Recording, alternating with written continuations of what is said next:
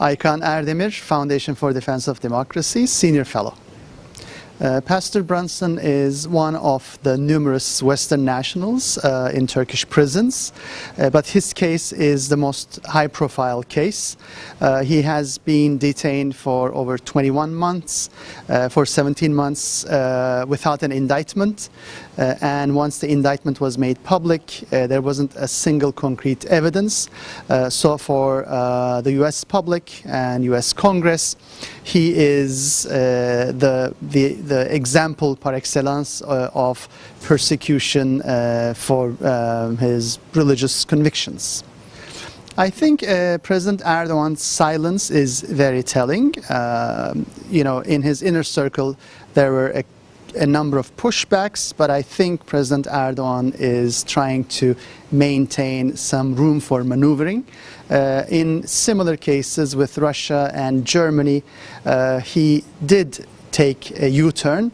So this time around too, he might take a U-turn, and he probably doesn't want to restrict his maneuver room. There is an earlier case last October when the State Department introduced visa restrictions against Turkish citizens. Turkey retaliated by introducing an exact visa restriction against U.S. citizens. So this time around we might expect a similar retaliation. That is, Turkey might sanction two secretaries, possibly the Attorney General and maybe Homeland Secretary. And beyond that, of course, Turkey's pro-government media has been pounding Americans and U.S. institutions hard, and I think we'll continue to see a spike in anti-American rhetoric around the country. I think the Turkish government knows that the Incirlik Air Base is a silver bullet that you can only use once. So often the Turkish government will refer to blocking access to the Incirlik Air Base, but refrain from going forward with its threat. So this time around, I think that is also going to be the case.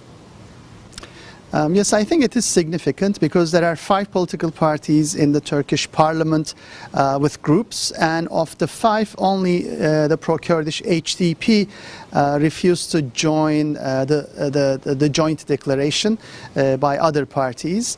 As we have seen in other cases too, anti-Americanism and nationalism create a rally around the flag effect in Turkey, and often is the easiest way to unite the government with the opposition. And the HDP again and again has demonstrated that it will not become part of such group thinking and has refused to join the bandwagon. Yes, it's ironic because HDP does come also from a progressive tradition in Turkey that is also associated with the '68 and anti-American sentiment in Turkey. But at this point, because the HDP is refusing to join the nationalist upsurge, it does appear to be the only U.S.-friendly political party in Turkish parliament. Turkish-U.S. relations always have a repercussion for Kurds, not only in Iraq but also in Syria. Often moments of crisis in Turkey leads to nationalist upsurge as well as anti-Kurdish sentiment, and this anti-Kurdish sentiment is not just targeted towards Kurds within Turkey, but also Kurds across Turkey's borders.